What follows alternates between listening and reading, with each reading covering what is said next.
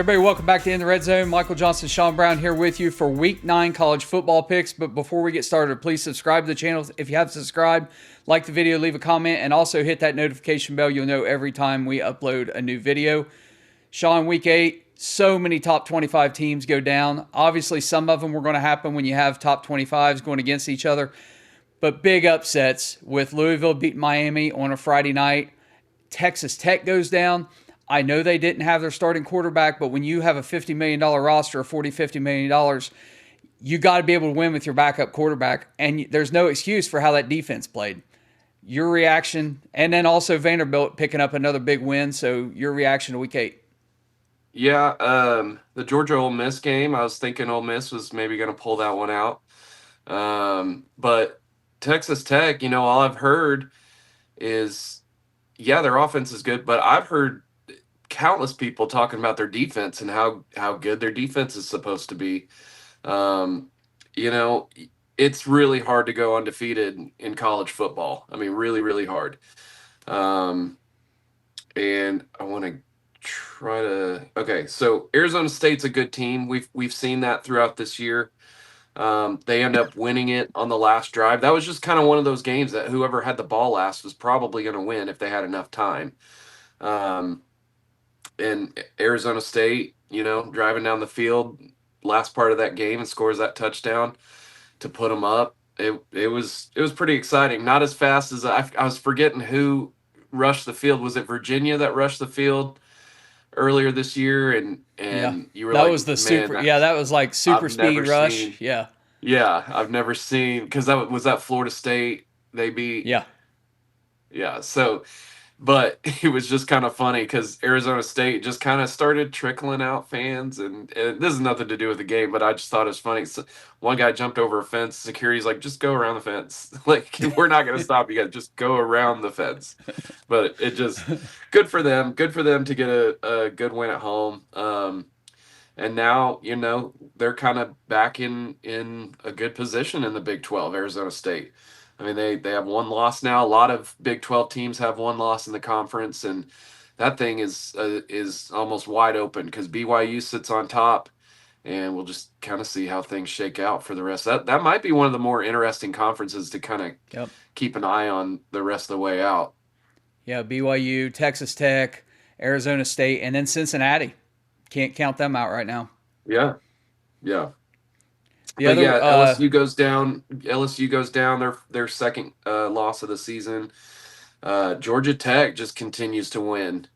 yeah, Duke were kind of going back and forth a little bit earlier on in that game, but then Georgia Tech ends up pulling that one out.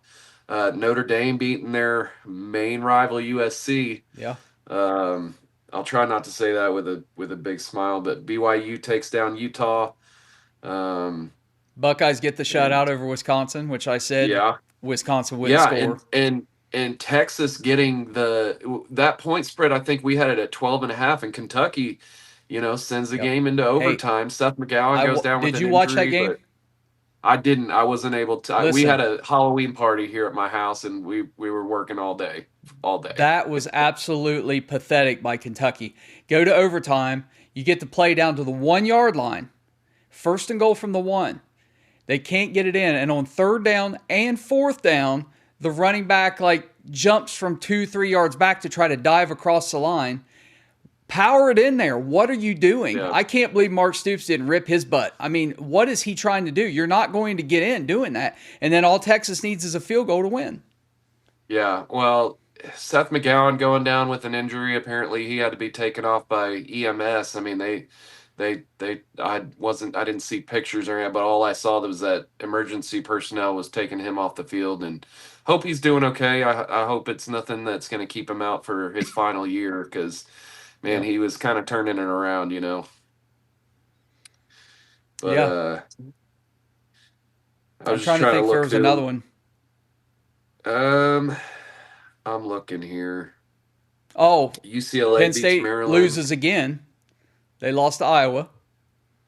Yeah, So, yeah. I mean, Well, that's and then just, Florida State lost yeah, to Stanford 20 to yeah, 17. Like, Florida State has fallen off, man. I mean, they were yeah. preseason picked to maybe be Well, ACC champions. Billy Napier is fired. Norville's probably the next one out. They want him gone, Yeah, so I think that's yeah. happening pretty soon. Florida coaches kind of holding their breath right now. Right. Unless you're at South Florida. Yeah, and I wonder who, Florida's one of those spots that, the talking heads are going to put just about everybody and their mom in the conversation for who's going to take that Florida job. I mean, that's a big job to be open right now.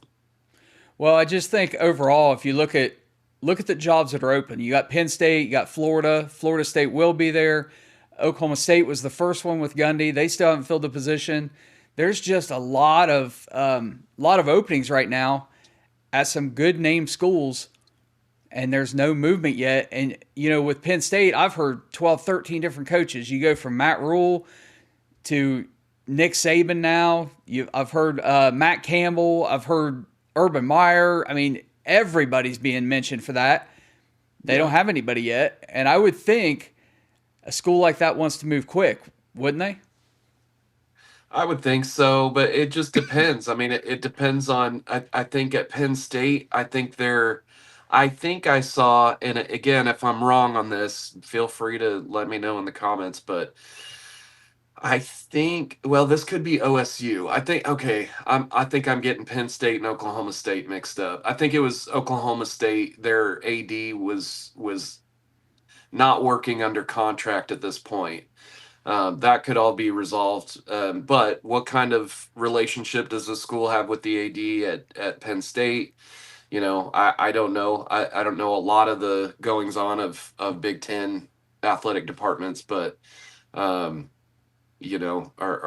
that going to be a change there? I know Oklahoma's got a change coming up here pretty soon, but that it just depends on how their relationship is with the AD.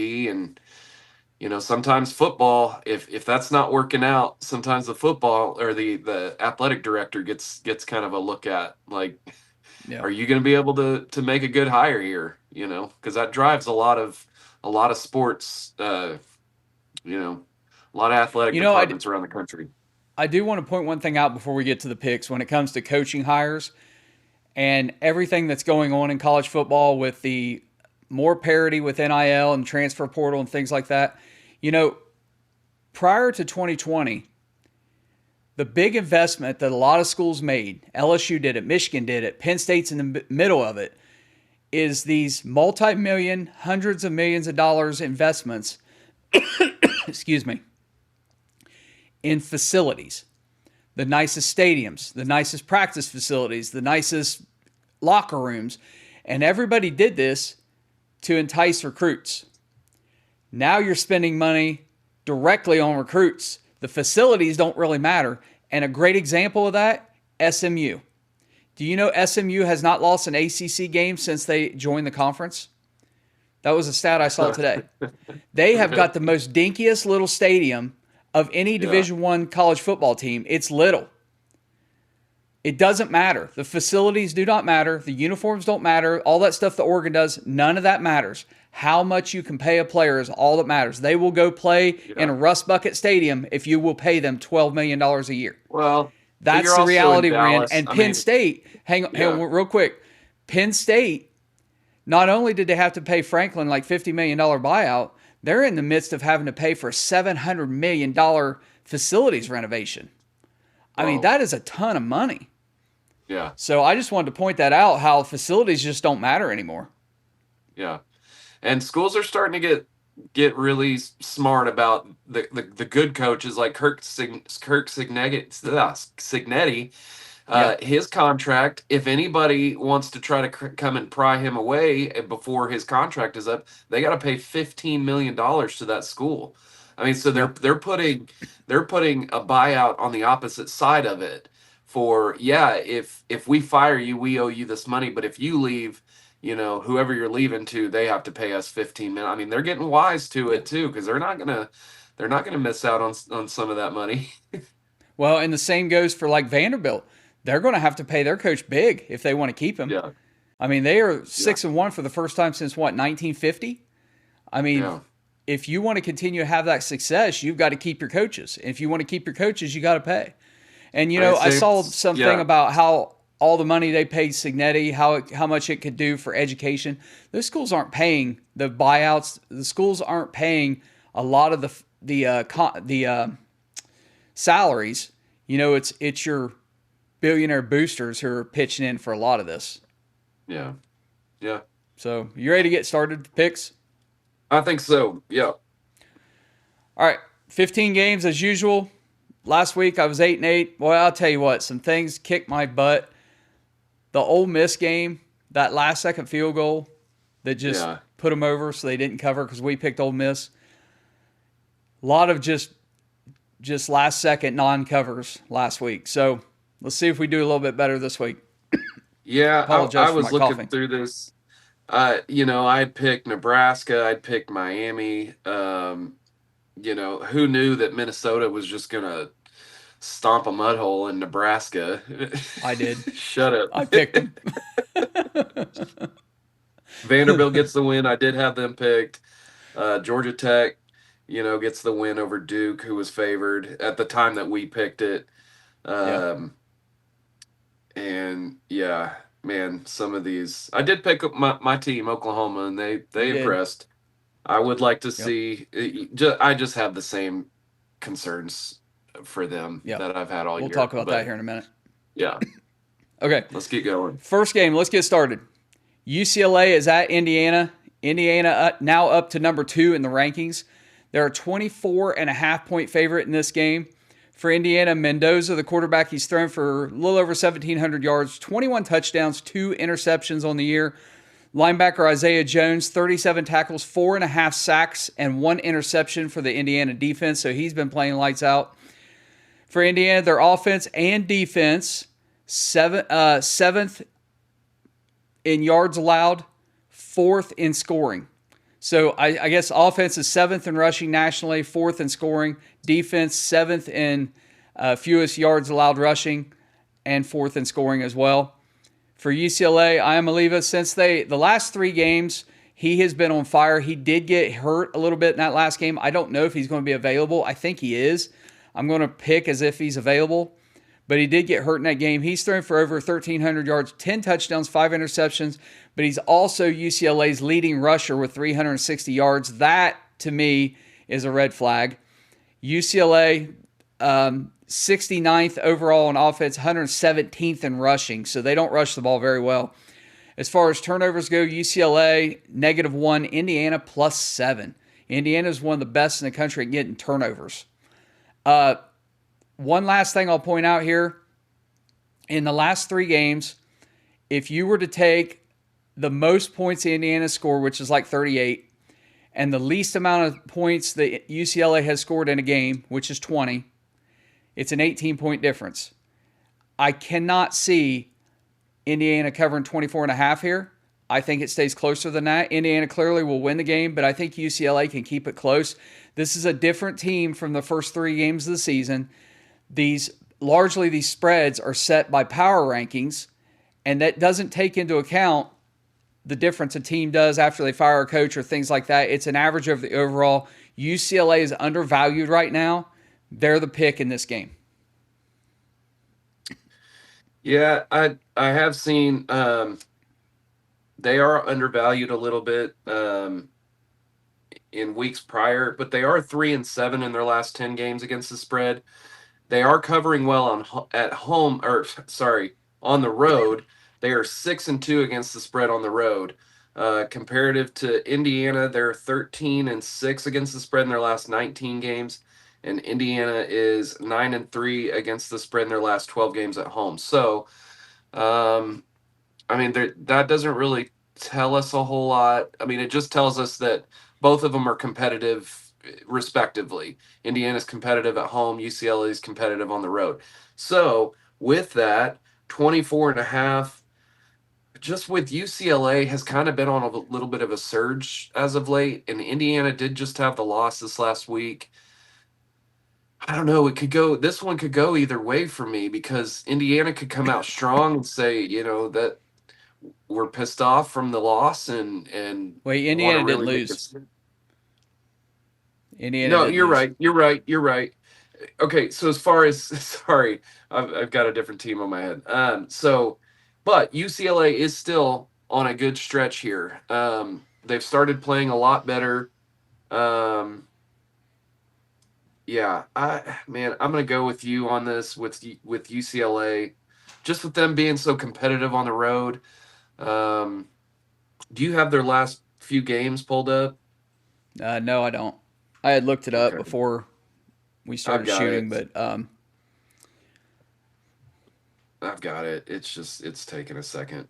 So they beat Maryland, Michigan State, and Penn State. I mean, yes, they have been on a good stretch, but those teams aren't really. I mean, one of those was away. That was Michigan State. They beat them 38-13. Um, gosh, Maryland was a quality win. yeah, they both beat Michigan State by the exact same points, 38-13. Um, and that was the game that UCLA was at. I'll stick with UCLA. Just they're against the spread record on the road. And then with them just kind of being a little hot. I mean, 24.5 just does seem like quite a bit. Yep. I don't know. Like I Okay. said earlier, it's really hard to go undefeated on the road, so or in college football. So we'll see if Indiana can keep up with strong Yeah. wins. Okay. Next game, number 15, Missouri is at number 10, Vanderbilt. Vanderbilt is a 2.5 point favorite here, over under 52.5. For Vanderbilt, their offense, 24th ranked offense, 4th ranked in scoring, 21st in rushing. Their defense is 29th overall, 12th against the rush. For Missouri, their offense is ranked 10th in the country, 7th in rushing, 12th in scoring. Their defense, 5th overall, 3rd against the rush, 16th scoring. Turnover wise, Missouri is -2, Vanderbilt +4, so Vanderbilt gets the advantage in the turnovers there. For Vanderbilt, they're 101st in red zone defense, so teams that can get in the red zone are converting against Vanderbilt. For Missouri, they're 4th in time of possession. They hold on the ball for a long time, 34 minutes, 32 seconds, average time of possession for a game. And for Vanderbilt, Pavia, he's the leading passer and their leading rusher. So again, red flag when your quarterback is your leading rusher. Ahmad Hardy from Missouri, he's rushed 139 times for 840 yards, 11 touchdowns. That's not tops in college football, but that's pretty good because there's not many running backs at this point getting close to 1,000 yards. Looking all this over, Vanderbilt come off that big win. I think they're primed for an upset at home. I've got Missouri. Yeah, Missouri ranks 7th in the country in defensive third down percentage, allowing opponents to convert 54% of the time. Vanderbilt ranks 2nd on offense, converting 55.7. This is a crazy matchup. Like numbers wise, when you look at the stats, I mean, besides rushing, everything looks pretty similar. I mean, um, they're both top 20 in or top 30, I'll say, overall offense. And then defense. I go back to when Alabama beat Vanderbilt. They ran all over Vanderbilt. And honestly, Missouri might be one of the best rushing teams in the country, next to maybe Kentucky before they had some injuries. Yeah, Ahmad Hardy having 840 yards already on the ground with 11 Yeah. touchdowns. Bo Prabula, 1,622 yards, 11 touchdowns, 7 interceptions, though. Both quarterbacks completing about 70% completion percentage. Vanderbilt did get that good win against LSU this week. And Missouri took care of Auburn, looks like pretty easily. Um, That game was Vanderbilt is close for a six. while. Yeah. Vanderbilt is 6-2 against the spread in their last 8 games. They are 4-1 against the spread in their last 5 games at home. 5-2 against the spread in their last 7 games when playing Missouri. And I think that's just overall. Missouri is 9-2-1 against the spread in their last 12 games, and they are 9-2 in their last 11 games on the road. So again, this is another game where both teams respectively are covering at a pretty good clip. But I'll take man, I'm tempted just to go with the home team here, just because it's such a small spread. 2:30 kick. I mean, it's not that far to travel for Missouri. Um, Man, I want to take Missouri, but just I don't know. Diego Pavia is just, I mean, he's exciting. I'm gonna take, oh gosh, I'm gonna take the more balanced team. I think I'm gonna take Missouri. I don't Okay. love that. Um, I just think with a running back like Ahmad Hardy, and then you've got a really good quarterback. I don't love the 7 interceptions so far through the year. Um, but yeah, everything in my gut's telling me to go with Missouri. I don't love that. I Go wouldn't with be your gut. surprised if Vanderbilt wins. I wouldn't be surprised, but I'll take Missouri. Okay. All right. Number 22, Texas. Uh-oh. What'd I just do? Hang I on. have no Okay. idea because the list is all out of whack. There we go. I thought I just deleted everything, but Oh, I didn't. geez. Number 22, Texas, 6.5 point favorite at Mississippi State. Over under 45.5.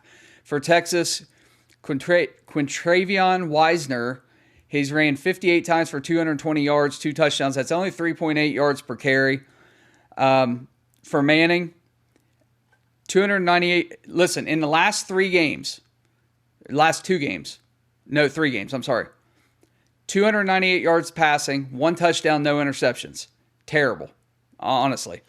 Their defense, though, for Texas, 13th overall ranking, 6th against the rush, 3rd in scoring. Their offense, 81st overall, 79th passing, 80th scoring. Their offense is awful.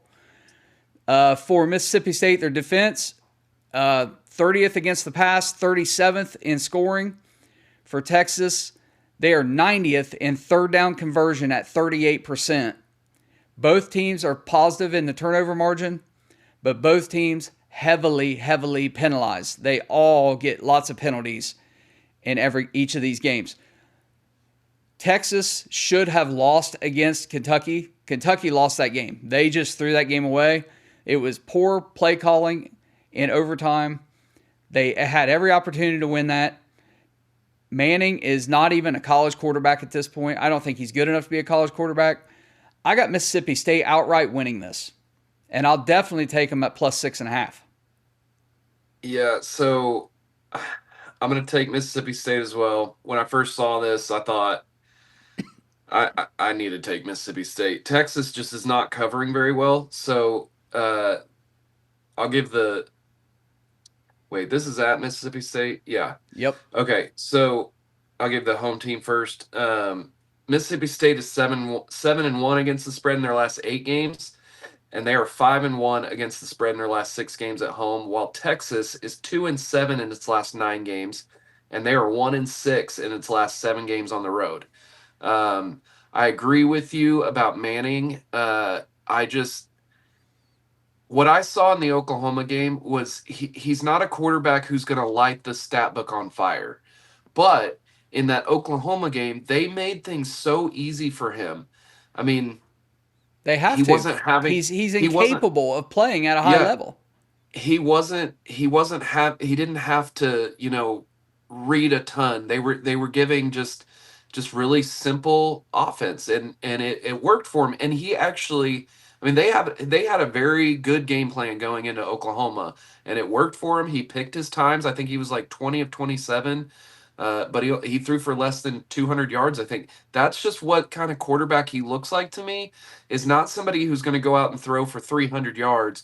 He's going to go out and throw for a buck 80, and but he's going to pick his places, and I would hope he picks them well. Um, but he's just not that quarterback that's going to light the stat book on fire. So at 6.5, I could see Texas winning by 3. But I'm more with you. I think maybe Mississippi State even wins it. It's a hard place to play at. Well, if Texas didn't have a decent or a really good defense, they might be a 4-win team this year Yeah. because their offense isn't winning anything for them. And I will All right, let's say, move on. former Yeah, good. former Texas Longhorn and former Oklahoma Sooner Brennan Thompson is the leading receiver there for Mississippi State. So he gets to go against Texas for the second time on a different team. Wow. All right. Next game, Northwestern is at Nebraska. Nebraska 7.5-point favorite, 44.5 over under for Northwestern. Stone, their quarterback, 1,213 yards on the season, 10 touchdowns, 7 interceptions. Raiola for Nebraska, 1,768, 15 touchdowns, 5 interceptions for Northwestern. They've only had one 100-yard rusher per four. I'm sorry. They've only had one person eclipse 100 yards rushing in a game this year, and that was against UCLA. They lost to Oregon 34-14. That's actually a lot closer than a lot of people have been able to stay with Oregon. And then for Nebraska, they've had a rusher eclipse 100 yards twice. Johnson has done it both times, 140 yards against Akron, 176 versus Maryland. Last week, I feel like all the talk about Matt Rule going to Penn State just completely derailed the focus of Nebraska. I think for that team to win, they have to be 100% focused all the time, and they weren't. I also talked about last week, the reason I picked Minnesota to win the game last week was because I said Minnesota is one of those teams that's secretly good. They're like a dark horse in the Big Ten, and if you don't take them seriously, you're going to lose. But they're one of those teams where if you're a player, it's like you're always going to have those teams it's hard to get up for, and Minnesota's one of them. So Nebraska ends up losing. They're back home this week, but this Northwestern team, they're pretty good, and people are overlooking them the same way they have Minnesota. I think Northwestern outright wins the game. I've got them plus 7.5. I'm taking them as well. So Northwestern, they got wins over UCLA and Louisiana Monroe at home. They got a road win at Penn State and a shutout win over Purdue. Nebraska does hold a 10-7 advantage in this series. They won most recently in 2023. And actually, Northwestern, this would be a bowl berth for the first time since that 2023 season. It's 11 a.m. kickoff on FS1. I'm gonna take Northwestern. I think them playing for a bowl berth is probably huge for those players.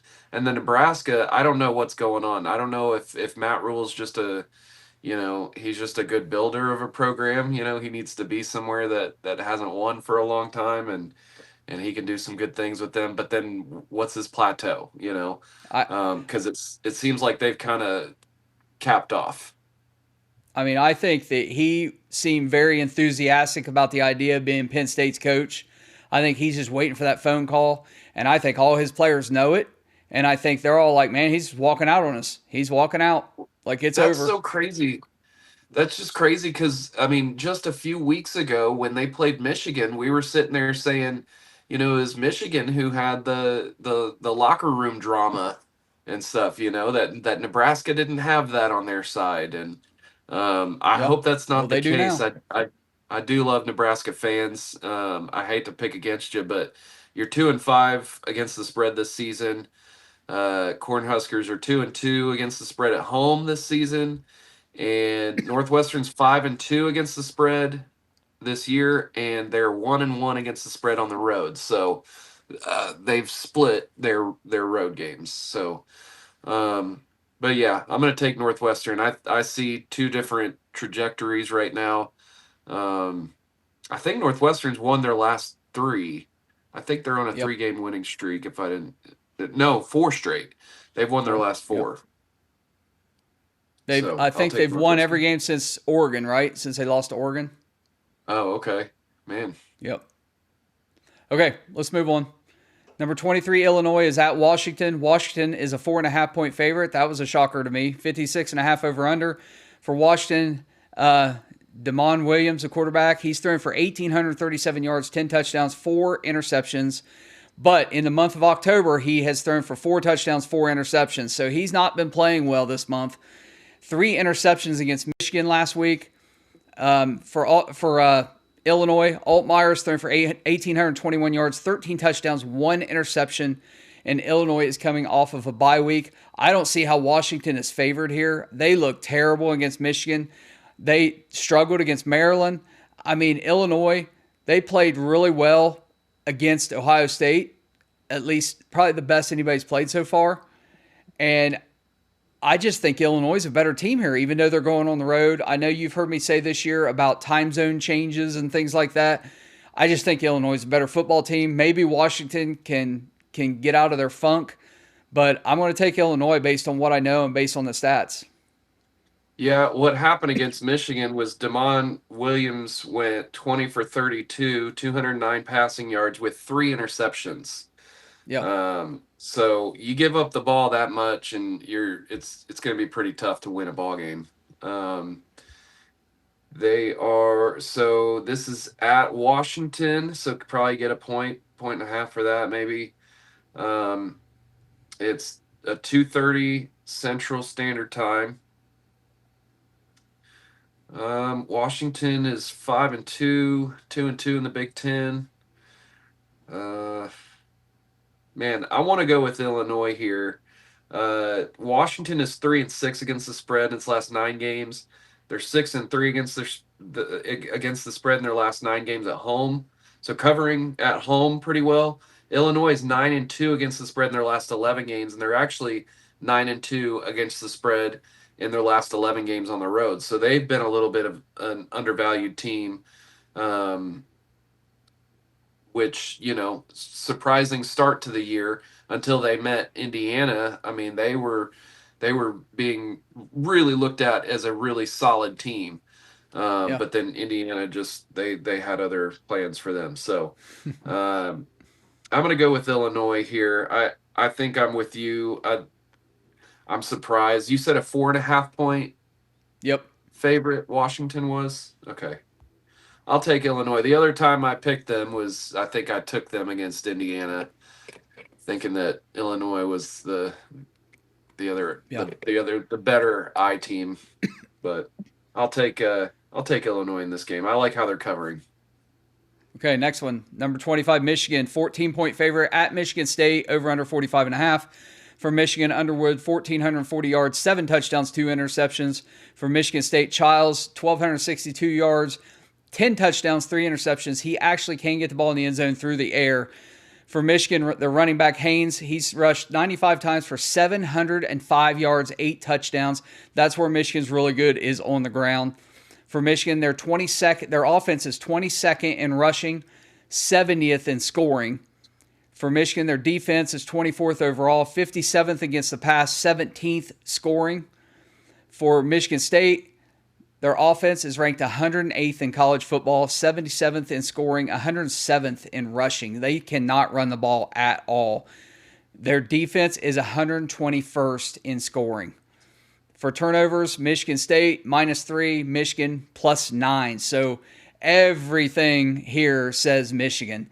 I got to take Michigan to cover 14. I think it could be ugly. The only thing I would say that would give me pause is sometimes, because this is such a rivalry game, I mean, these schools are separated, I think, by 70 or 90 miles, something like that. It is a brutal rivalry. And for Michigan, it's probably a bigger rivalry than Ohio State.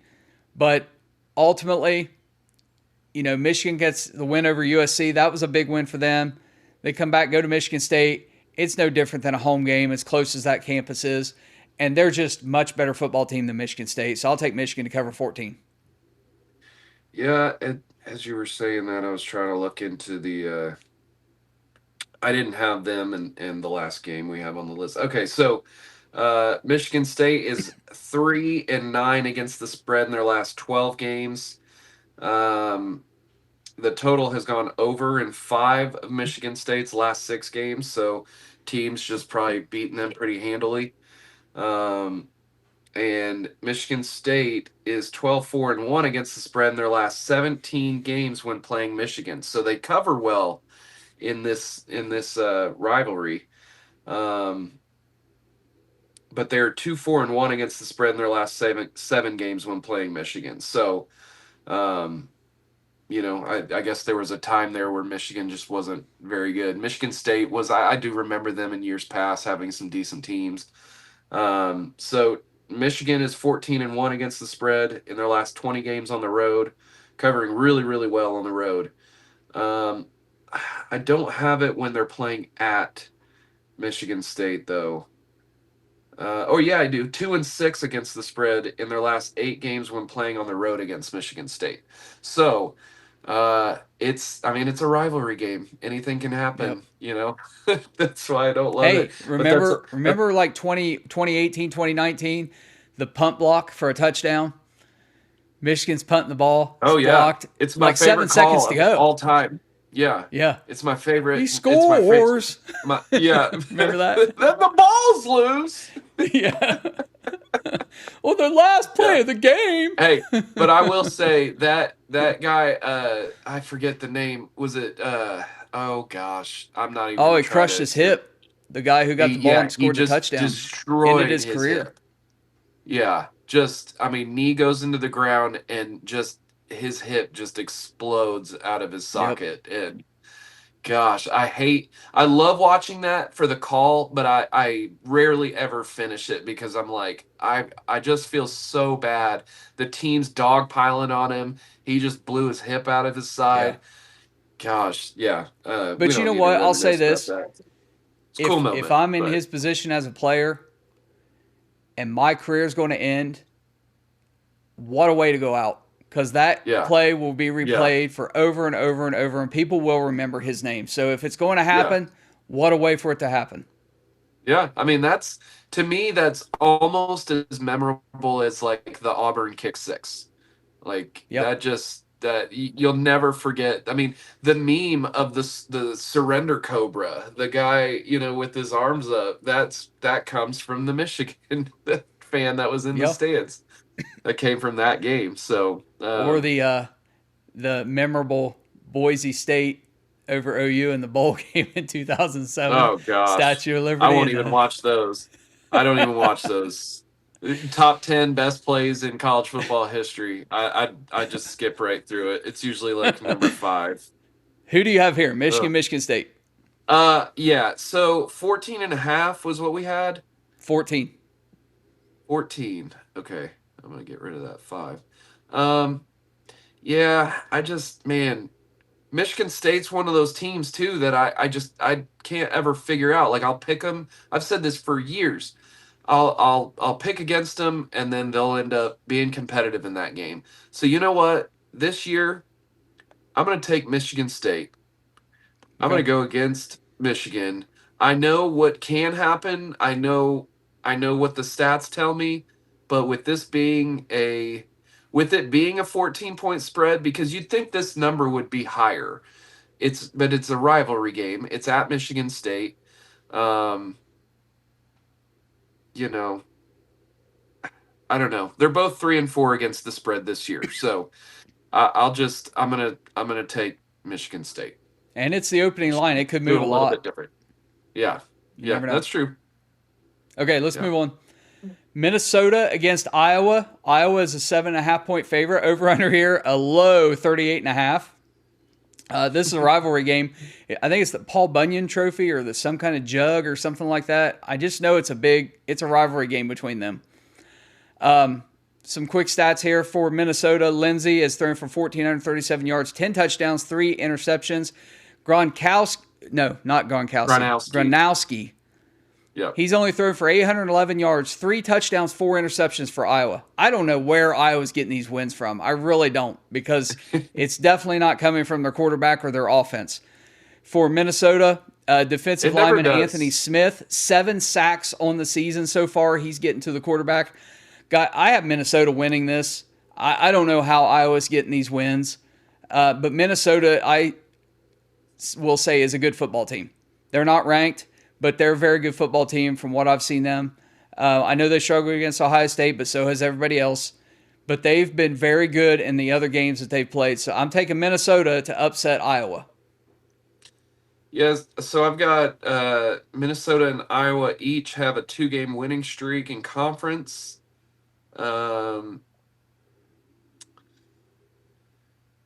Big contest between the two, who actually both find themselves on the top half of the Big Ten standings, just behind some nationally ranked teams. And Minnesota's dominant performance against Nebraska preceded Iowa's win over Penn State, but we know what Penn State is now. So 4 of the last 6 meetings between Minnesota and Iowa have been decided by a single possession, with Iowa winning 5 of those games and 9 of its last 10 in the series. Um, Iowa's running back Kamari Moulton coming off a 99-yard game against Penn State, and Minnesota's Darius Taylor had a season high 148 yards and a score against Nebraska. Iowa's 4-1 against the spread in their last 5 games. They're 9-4 in their last 13 when playing at home against Minnesota. And Minnesota is 1-4 against the spread in their last 5 games. That's kind of yucky numbers to me. Sorry, I just said yucky. Man, you're right, but Minnesota's just not covering. I mean, they did against Nebraska, and I think that was their first cover of the year, or at least the last 5 games. I'm going to take Iowa. No. Okay. Am I? Gosh, yes. Reluctantly, yes, I'm going to take it. I just can't. With those Okay. against the spread records, I just can't. Okay. Yeah. Let's move on. Yeah. Number 8, Ole Miss is at number 13, Oklahoma. Oklahoma's a 4.5-point favorite. 51.5 is the over-under here.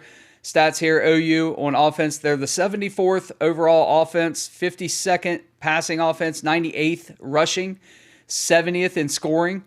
However, their defense is first overall in college football, 4th against the pass, 4th against the rush, 2nd in scoring. So the defense, clearly why Oklahoma is still competitive, why they're still in the hunt. For Ole Miss, they're 8th overall offense, 8th against the pass, 16th in scoring. So their offense is still getting in the end zone. Their defense, though, 66th overall, 99th against the rush, 52nd in scoring, 38th against the pass. For OU, -5 turnover, ranks 116th. So they are not winning the turnover battle. Napier, 1,576 yards, only seven touchdowns to 6 interceptions. He's only completing 64% of his passes. And the running back, Blaylock, the leading rusher, 87 rushes, 393 yards, 4 touchdowns. That's 4.5 yards per carry. Here's the bottom line. OU has the best defense. Their offense is still struggling. They still don't have a running game. They're going to need a running game against Ole Miss. They're not going to be able to just throw the ball. Napier has not... He's not been exactly the best in the world against good competition. And I think Oklahoma's defense is going to have to be on the field a lot because Ole Miss is going to have time of possession on their side. It's going to wear down the OU defense. I think it's a very close game. This is not South Carolina that they're playing. And for Ole Miss, I don't know if Oklahoma's as good as LSU in my opinion. I know this. You may have a different take on this. I got Ole Miss in this one. So what did you still have it at 3.5? 4.5. 4.5. Oh wow. I was about to take Oklahoma. Man, it went up to 4.5. That defense is just, I don't know. I don't know if it's the best in college football. I mean, I'm It's a saying little like shocking. it could be. It could be. It's a little shocking that they're the number 1 ranked overall defense, but yet they're so far behind on the turnovers margin at -5. Yeah. But I think that's on purpose. I kind of think that they're focusing more. See, Alex Grinch focused, get the ball back. Just get the ball back however you can. And that led to missed tackles. That led to ball carriers getting another 3 to 5 yards while they're, trying to swipe at the ball rather than just tackling them. I think that this defensive staff is putting a huge onus on get them to the ground. Just get them to the ground. If you can, I'm sure they work on, hands drills and stuff like that for their defensive backs, um and their linebackers and stuff, but I don't think they're putting a huge emphasis on turnovers. I think they may tell their players, "Hey, turnovers will come. You just don't make mistakes out there. Just I want you to focus on your assignment. If, obviously if the ball comes at you, we're going to get it." But I don't think that they're telling their guys to jump routes and then they're also not really gone against very many uh what we would call gunslingers. Our Manning is not a gunslinger. Lenore Sellers was probably maybe had the best passing day that I've seen against Oklahoma. I mean, and still they only scored 7 points. I mean, he was completing some pretty good passes out there that kind of shocked me a little bit. Their rush defense is really good. Um, which still, I mean, South Carolina was able to run a little bit, not a ton. I do say, okay, so Sellers, I think he only had like 38 passing yards in like one. I could be remembering this wrong. Maybe just my my critical mind of them is just like, well, it looked like he did a lot. Um, but it was hard to bring him down. I want to see sacks. I hope they get to Chambliss. They're still playing Trinidad at quarterback there, which I love that story and everything. At 3.5, I was going to take Oklahoma, just because right now they're 4-2 in their last 6 games against the spread, and 4-2 against the spread in their last 6 games at home. And then Ole Miss is 1-4 against their spread against the spread in their last 5 games on the road. I do think Oklahoma's defense is good enough to beat Ole Miss. Ole Miss will just have to score a lot, and they do. They do score a lot of points. Um, but will they? Do you have how many sacks they're giving up? Ole Miss. No, I don't. Okay, I should have had that. Anyway, I guess I'll stick with four and Taking a Oklahoma. half. No, because I could see Oklahoma winning by like 3.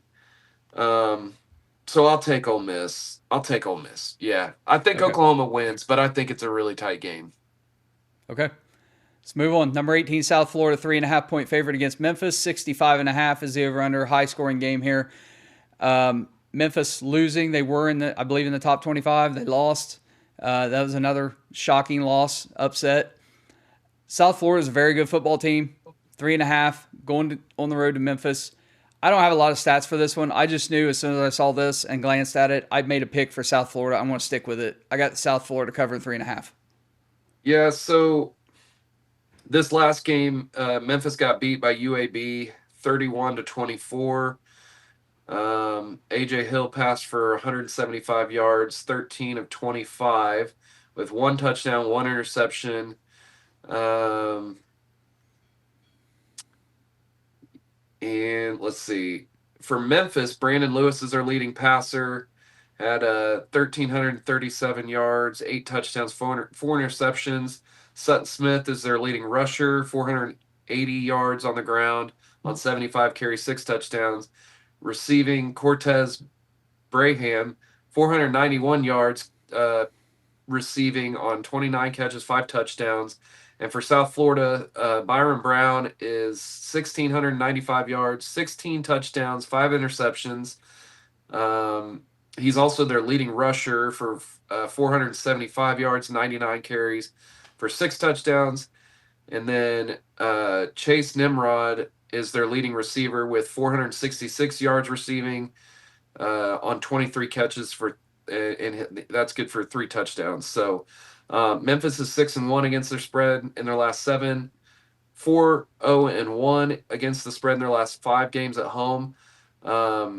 But they are also 0-5 in their last 5 games when playing at home against South Florida.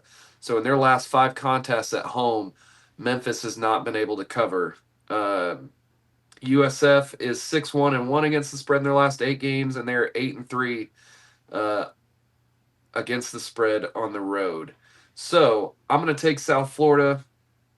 I think just all year long they've been a better team than Memphis, and then just with those, I mean, not covering in their last 5 contests at home. I mean, that's starting to kind of paint a picture. So I'll take Yep. South Florida. Okay. Next game, Kansas State's at Kansas. Kansas 2.5-point favorite, 54.5 the over/under. Kansas State struggled early in the year. They've kind of slowly started turning it around lately. Kansas, the last 2 times I saw them, I believe, was against Cincinnati where they lost, and then I think it was Texas Tech that just murdered them. I mean, just destroyed them. But they're back home. You know, having watched both of these teams, just the eye test, watching the offensive lines, the defensive lines, you know, without citing a whole bunch of stats here, I just think Kansas is a better team. I think they're at least 3 points better. I'm going to take them.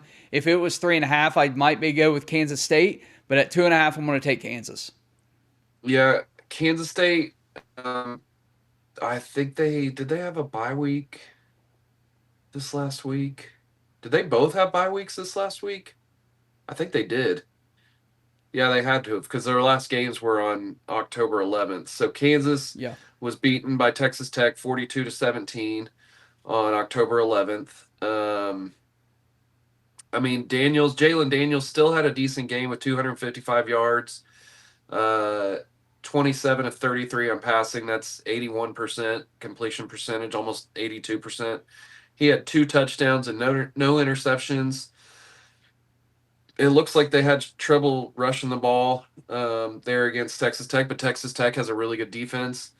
And then Kansas State won 41-28 over TCU, who just beat Baylor. And Kansas, as far as the trends go, Kansas is 2-4 against the spread in their last 6 games. They're 5-2 in their last 7 at home. Kansas State is 4-9 against the spread in their last 13. They're 2-7 in their last 9 on the road. But here's 2 that I just kind of threw in there. Kansas State is 6-2 in its last 8 games when playing on the road against Kansas, and they are 11-5 in their last 16 games just overall with Kansas. So obviously Kansas State, just with the Bill Snyder era, had gotten better than Kansas. Kansas was kind of the doormat of the Big 12 for a long time, but these are different teams. Kansas State has kind of been, Kansas State's kind of been one of the worst in the Big 12 so far, and Kansas has done decently well. I mean, they've been kind of up and down. I would hope that they would have been better. Neither team really ranks super high in offense or defense. So it's kind of not even worth listing those off. But you've got Kansas as a 2.5. 2.5. Right? 2.5. Okay. Yeah, I'm going to take Kansas, being the home team and just being a little better than Kansas State at this point. I think they cover. I think it changes a little bit of the trend. Okay. Number 11, BYU is at Iowa State, and Iowa State is a 2.5-point favorite. 48.5 is the over/under. All I'm going to say is this: BYU beat Utah. BYU's for real. BYU's in the driver's seat for the Big 12 right now. BYU is much better than Iowa State. I cannot believe Iowa State is the favorite in this game. I will take BYU. Yeah, what do they have? This would be my lock of the week. I have no problem putting money on this one. Yeah, so this game's at 2:30 Central Standard Time on Fox. So nationally televised game. Iowa State ranks 68th in third down percentage, converting just 40.2% of the time. BYU ranks 14th on defense, allowing its opponents to convert 30.1% of the time. BYU is 14th in the country with a +6 turnover margin. And BYU ranks 64th in the country in penalty yards at 53.9 penalty yards per game, compared to Iowa State's 7th in the country. They're not getting penalized a whole lot. Only 33.1 penalty yards per game. Iowa State is 99th in the country in red zone defense. And BYU's red zone offense ranks 30th, scoring on 90%, almost 91% of their red zone opportunities. So I've got BYU pretty easy in this. I know, early on in the year we said Iowa State was probably going to be atop the Big 12. They had lofty expectations, but they're 1-3-1 against the spread in their last 5 games. They're 4-0-1 in their last 5 games at home. BYU is 6-2 against the spread in their last 8 games, and they're 8-3 in its last 11 games on the road. So covering really well on the road. Yep. So got like a fly in here or something. So yeah, with that, I'm going to take BYU. And I believe BYU should be a top 10 team right now. I'll just say that. I mean, if they keep winning and are able to win out, they will have no problem doing that. I don't think they should. Okay, let's move on to what I call the filler game because I needed to add one to get to 15. NC State at Pitt. Pitt is 8.5-point favorite. 57.5 is the over-under here. I'm just going to say these last 3 games after this, I have a lot more stats. This one, I just glanced at it to make a pick. This game is about a 50-50. With an 8.5-point spread for Pitt, it's a 50-50. And I'm going to take the home team, which is Pitt. If this shifts either other way, that would affect my pick because if it comes down, or I'm sorry, if it goes any higher than 8.5, I take NC State. If it comes down, Pitt's an automatic pick. Your thoughts? So you've got it at 8.5. 8.5. 8.5. Okay. So Pitt's defense is 20th in the country, only giving up 299.1 yards per game. NC State's offense is 46th in the country in yards per game offensively at 417. So they're able to move the ball quite a bit. But their defense, their scoring defense, they're giving up 26.6 points per game, which is good for 87th in the country. And Pitt's offense, their scoring offense is 13th in the country, 38.4 points per game. And as far as the trends go, Pitt is 5-2 against the spread in their last 7 games. They're 4-1 against the spread in their last 5 games at home. And NC State is 7-14 against the spread in their last 21 games. And they are 4-2 against the spread in their last 6 games on the road. With that, when teams are kind of respectively, on the road, away and home, they're matched pretty well, both not covering 2 of those games. I tend to go with the home team. So I'm going to go with Pitt in this one. I think with them being able to score a bunch of points and then NC State's defense giving up 26.6 points per game, NC State is also 113th in the country in defensive third down percentage, allowing opponents to convert 43.9%. They're also a -5 in the turnover margin. So everything I'm seeing tells me take Pitt. Okay. 3 games left. Baylor is at number 21 Cincinnati. Cincinnati is a 5.5-point favorite. 66.5 the over-under here. For Cincinnati, their quarterback Sorsby, 1,718 yards throwing so far this season. 17 touchdowns, 1 interception, taking care of the football. For Baylor, Robertson, 2,376 yards. Might be one of the first quarterbacks I've seen eclipse 2,000 yards. 21 touchdowns, 7 interceptions. Obviously, Baylor gets the ball in the end zone. They can score. Cincinnati's offense ranked 29th, 15th in scoring. Their defense is 26th in scoring. For Baylor, their defense ranked 107th, 118th in scoring. And there's the problem with Baylor. That's why Baylor can't win. They don't play any defense. I got Cincinnati easily covering 5.5, probably winning this game like 42-27. Now, Baylor's passing offense is first in the country. Cincinnati's passing defense is 97th in the country. So there's going to be a lot of ball throwing in this game. Now, Baylor's 0-5 against the spread in their last 5 games. I don't have what they are away on the road. I should have had that. There's probably a reason I didn't. Well, did I have that? No, I don't think so. So Cincinnati's 4-1 against the spread in their last 5 games. They are 7-15 against the spread in their last 22 games at home. So this, I don't love it. Now Baylor is 126th in the country with a -7 turnover margin, and Cincinnati is a +1, and they're good for 59th in the country. Man, what's their rushing offense? 91st in the country. I'm talking about Baylor. The big thing, the big match is going to be Cincinnati's pass defense against Baylor's passing offense. I mean, that's the big thing that kind of sticks out to me. But Cincinnati's able to keep points off the board pretty well. Give me Cincinnati, and I'll send Baylor into an 0-6 against the spread record. Yeah. Sounds good. All right. Number 3, Texas A&M, 2.5-point favorite at number 20, LSU, 48.5. LSU coming off the loss to Vanderbilt.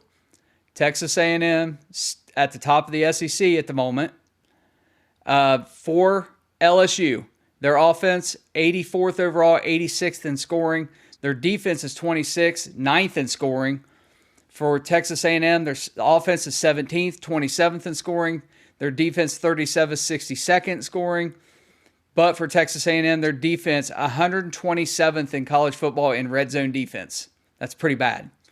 Yeah. I am going to call an upset. LSU beats Texas A&M, gives them a loss. Another top 5 goes down this week. Oh, okay. So another thing that kind of stands out to me, and I didn't hear if you said it, but A&M is 116th in the country with 67.4 penalty yards per game. I didn't bring that up, but yes, they are highly penalized. Yeah, and so A&M's defense has just been really good. They're only allowing opponents to convert 22.7% of the time on third down. And LSU is 54th in third down percentage offensively, converting just 42% of the time. So you're going to hear a dog barking in the background, and I have nothing I can do about that right now. So we just got a couple games, so you're going to hear some yapping. So anyway, LSU is 2-4 against the spread in their last 6 games. They're 4-2 against the spread in their last 6 games at home. And Texas A&M is 3-9 against the spread in their last 12 games. I don't have what they have on the road either. I don't know what happened there. But anyway, I think I might go with you on this.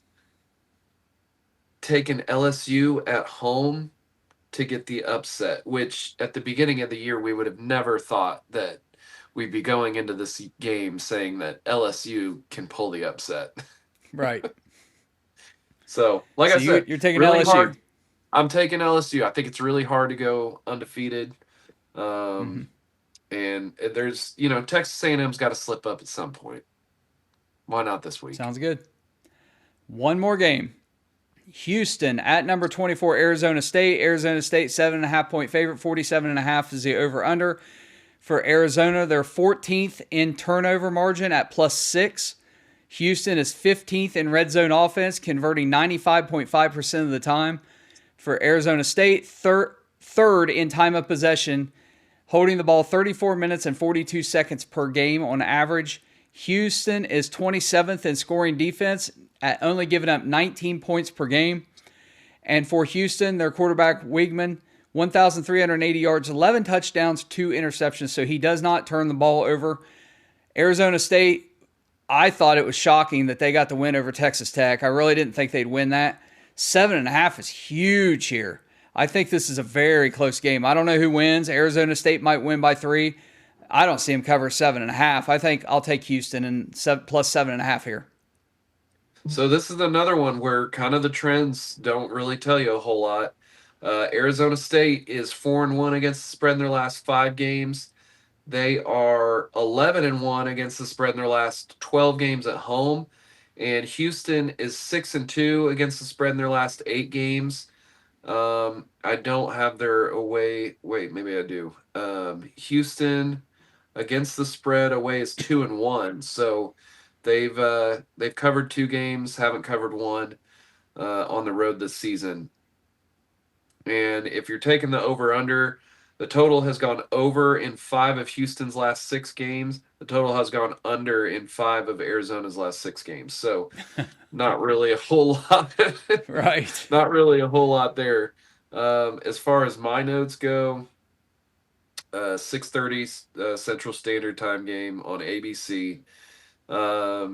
Wait, no, sorry. That just flipped up to the wrong game. Gosh. It is a 7 o'clock Central Standard Time game on ESPN networks. Okay.